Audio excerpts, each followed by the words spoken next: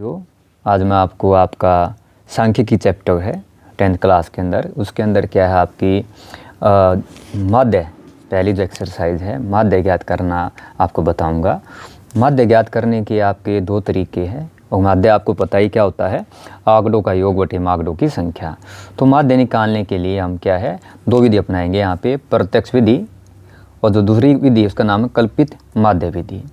वैसे तो हमारी क्या तीन विधियाँ हैं, प्रत्यक्ष विधि, कल्पित माध्य विधि, पग विचलन विधि, लेकिन इस साल पग विचलन विधि को हटा दिया गया है।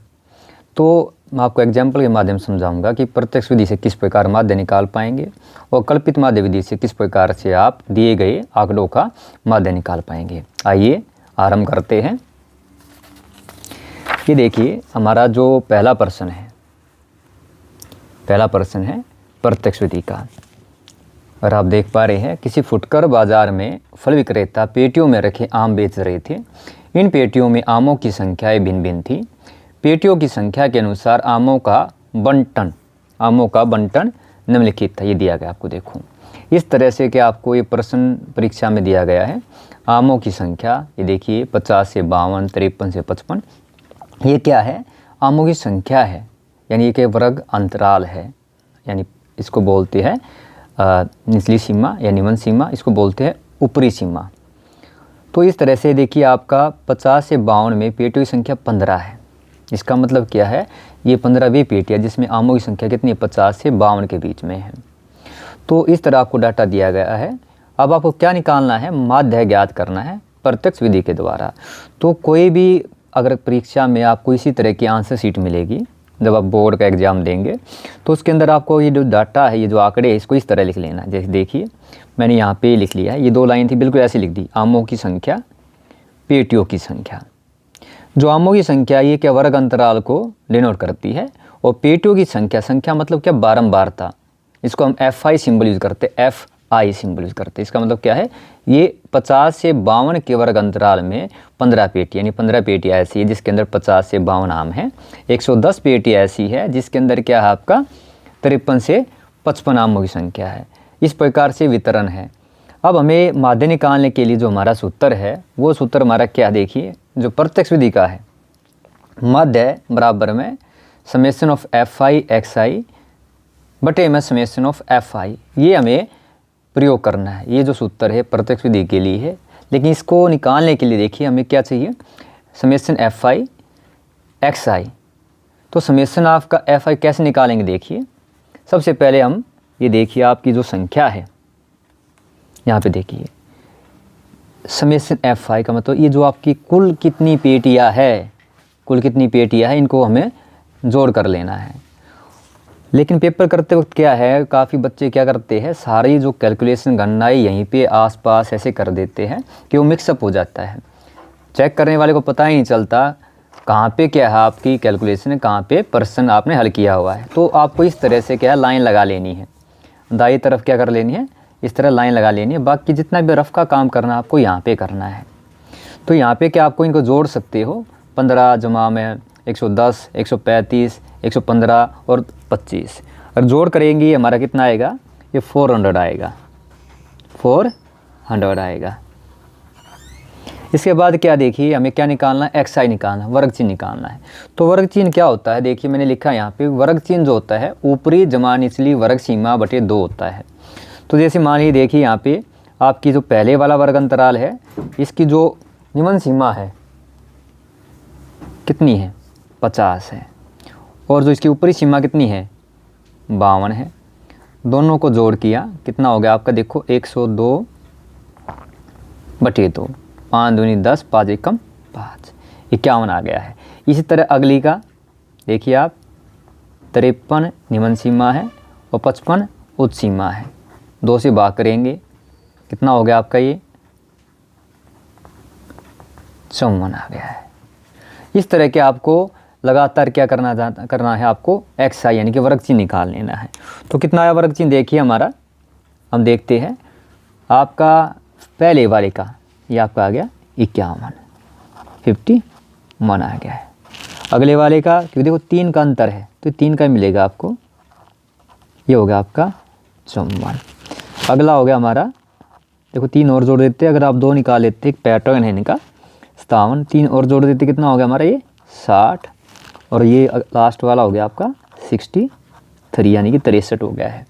अब हमारे पास क्या देखिए FI भी XI भी है, ये पे लिखा हुआ देखो FI इंटू XI, ये गुना में है, यानी हमें गुना करनी है। गुना किसकी करनी है, आपको बारंबारता की और वर्ग चिन्ह की करनी है, आमने सामने जो है। तो जो कैलकुलेशन का काम आपको यहाँ करना है, इधर करना है, तो कैसे करेंगे, यहाँ पे करिए। जैसे आप मल्टीप्लाई करेंगे, जैसे आपको तरीका पता है भाई, आप किसी तरीके 51 गुना 15, 15 एकम 15, इस तरह आपको मल्टीप्लाई करें, कितना आ गया आपका 765 आ गया, 15 में 75 एक 76। इस तरह आपको सभी को मल्टीप्लाई करते जाएं, जैसे भी तरीका आप चाहे आपको किस तरीके से मल्टीप्लाई करेंगे या आपकी मर्ज़ी है। आप इसको जब मल्टीप्लाई करेंगे आपका ये आएगा 5940। तो इसमें आपको टाइम लग सकता है, जो कैलकुलेशन का काम आपको इस तरफ करना है।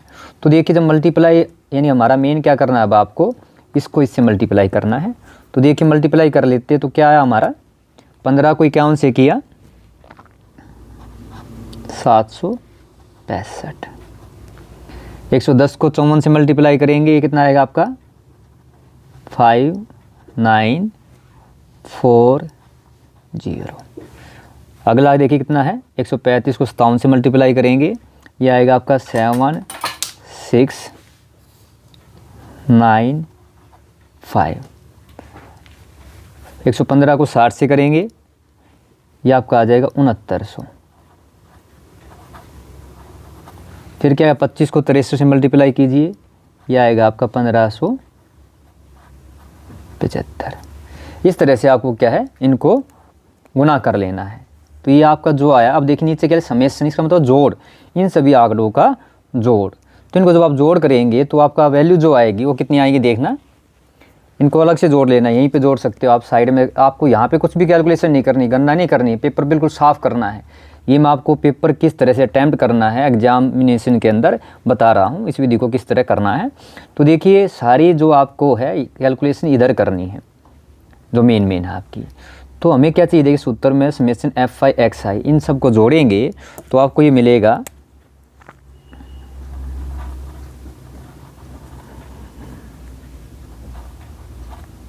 22,875 मिलेगा।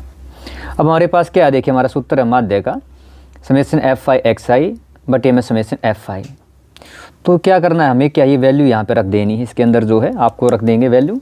तो देखिए कितनी आ गई वैल्यू आपकी, मैं यहाँ रखूँ आपको, ये हो गया आपका 22,875। ये तो हो गया समेशन FI XI, और समेशन FI कितना है 400 है। तो देखिए ये हमारा क्या, अब आपका जो काम रहता है वो कैलकुलेशन यानी कि गणना का रहता है। गणना करने का भी तरीका आपको बताता हूँ, बड़ा आसान से। आप इसको अगर इस तरह दे तो कैसे जल्दी सोल्व कर पाएंगे इसे जो है। तो देखिए अगले स्टेप में ये जो आपका माध्य है इसको मैं x से भी दिखा सकता हूँ। ये माध्य जो होता है इसको किसे लिखते हैं x बार, ये डंडा लगाते हैं, सिंबल होता है इसका, प्रतीक होता है। तो देखिए अब क्या करना है, असली काम आपका बस कैलकुलेशन का है। तो देखिए जीरो कितनी है 1 2, तो आप क्या लगा दें यहाँ पे पॉइंट लगा दीजिए। अगर मैं चाहूँ अगर आपको जीरो हटाता हूँ, ये देखिए इसको करने का तरीका बड़ा आसान सा है, शॉर्ट कीजिए आराम से 22 8 7 5। ये मैं अगर आपको नीचे 2 जीरो है तो 1 2 पॉइंट कहाँ लग गया आपका, यहाँ पे पॉइंट लग गया है। अब बस आपको क्या 4 से डिवाइड करना है। आप सीधे भी इसको 400 से डिवाइड कर सकते थे, लेकिन कई बच्चे सोचते हैं 400 से कैसे करें, तो इसलिए आसान सा है, बस आपको क्या कर लेना है साइड में इसको डिवाइड कर लेना है। जैसे देखिए आपका ये था आपका 228 75, इसको 4 से करते हैं। तो देखिए 4 पंजे 20, 8 आपने उतार लिया है बिल्कुल। तो देखिए 4 की आपकी जो टेबल लेंगे तो कितना होता है 728, पूरा गया ये कंप्लीट। अब देखिए अगला जो आप उतारेंगे क्या है, उतारा आपने 7, ये पॉइंट के बाद का है, तो पॉइंट के यहाँ पे लग गया आपका पॉइंट, तो 4 एकम 4, ऊपर से आपने 5 उतार लिया, 4 8 32। आप चाहे तो यहीं पे छोड़ सकते हैं। हमें 2 डेसिमल तक हमारा क्या जो आंसर मिल गया आपको, वो कितना मिला आपको 5 7 57 57.18 यानी 57.18। तो ये हमारा क्या दिए गए प्रश्न का माध्य था। तो इस तरह आपको क्या प्रत्यक्ष विधि के द्वारा माध्य ज्ञात करना है। इसकी आइए दूसरी विधि करते हैं, जो क्या हमारी कल्पित माध्य विधि। आइए देखिए अब इसी प्रश्न को हम कल्पित विधि से करते हैं, कल्पित माध्य विधि से करते हैं और देखते हैं क्या आंसर हमारा जो है, उत्तर हमारा क्या है, सेम प्राप्त होता है या नहीं होता है। तो देखिए क्या है, यहाँ तक है, आप ये देखिए अगला है हमारा, ये जो मैंने टेबल बनाई है यहाँ तक तो देखिए आपका बिल्कुल सेम ही था। जैसे मैंने बताया आपको प्रश्न कोई भी कैसे दिया जाए उसको इस तरह से आपको कॉलम फॉर्म में लिख लेना है। और ये जो मैंने स्केच पेन यूज़ किया आपको दिखाने के लिए किया है, आपको विजिबल दिखाई दे इसलिए नहीं, आपको नहीं यूज़ करना है। आपका जो आंसर शीट एग्जाम के अंदर आपको इसी तरह की मिलेगी, ऐसे लंबी फॉर्म में मिलेगी। तो ज़रा काम के लिए आपको क्या लाइन लगा लेनी है, गणना का काम कैलकुलेशन का आपको यहाँ करना है, यहाँ पे मिक्सअप नहीं करना है। तो जो कल्पित माध्य विधि है उसका जो हमारा इस उत्तर होता है, ये क्या होता है, ए जमा summation F I D I summation F I. तो ये जो ए है हमारा क्या आपने मान लिया है एक अचर मान होता है, वो कहाँ से लेंगे हम, वर्ग चिन्ह से लेंगे, यानी क्या ये आपका एक अचर मान अभी बताऊँगा आपको। और जो डी है आपका, इसको हम बोलते हैं विचलन मान, और वो क्या होता है एक्स आई माइनस में ए होता है। अगर आप चाहे तो मैं लिख देता हूँ यहाँ पे, देखिए जो आपका डी होता है, डी ये होता है आपका एक्स आई माइनस ए होता है। ये कौन सा आपका एक अचर मान है। अब देखिए सबसे पहले क्या निकालते हैं, वर्ग चिन्ह निकाल देते हैं। जैसे आपको पीछे बताया था मैंने कि आपकी निम्न सीमा जमा उच्च सीमा, जैसे मैंने अभी करके दिखाया था ये वाला आपका कि 50 जमा 52/2। इसमें तीसरा स्टेप बिल्कुल समान है, कोई अंतर नहीं है। तो देखिए कितना है आपका, आप करेंगे इसको, वर्ग चिन्ह इसका है आपका 51, 53 जमा 55 108/2 कितना हो गया 54। बताया 2 निकाल लेने, इसके बाद तो सभी क्या है लगभग सेम है, 3 का अंतर है। 57 ये आपका 60 और ये आपका हो गया 63 यानी 63 हो गया है। अब देखिए मैंने क्या लिखा है यहाँ पे डी आई, यानी जो आपका डी आई लिखा है ये क्या आपका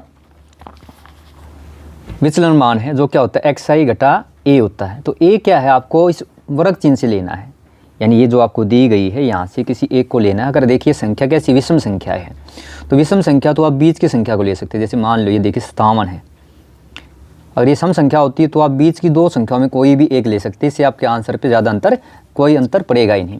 तो देखिए मैं ले लेता हूँ आपका ये 57 ले लेता हूँ, ये वाला ले लेता हूँ, ये आपका इसको मैं मान लेता हूँ ए है, ये हमारा ए, यानी क्या ले लिया इसको, आपका जो ए है ये मैंने आपका 57 ले लिया।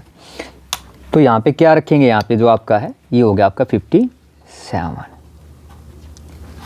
इस तरह से अब क्या करना है आपको, देखिए एफ आई एक्स आई, तो हमारा देखिए एक्स आई कितना 57 है, तो कितना हो गया आपका ये 57, यानी कि हमारा एक्स आई था 51 और जो आपका ए मानने आपने 57, इस तरह से।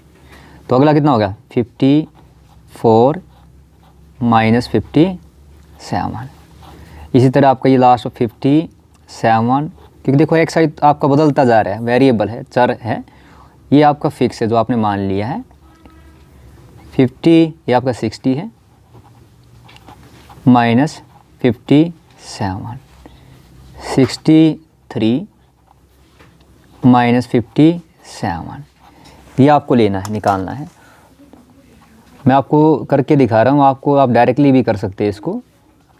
अब आप देखिए जब घटाएंगे इसको तो आपको क्या मिलेगा, यहाँ पे देखिए आपका 57 घटा के 51 जमा के है, तो कितना है घटा का 6।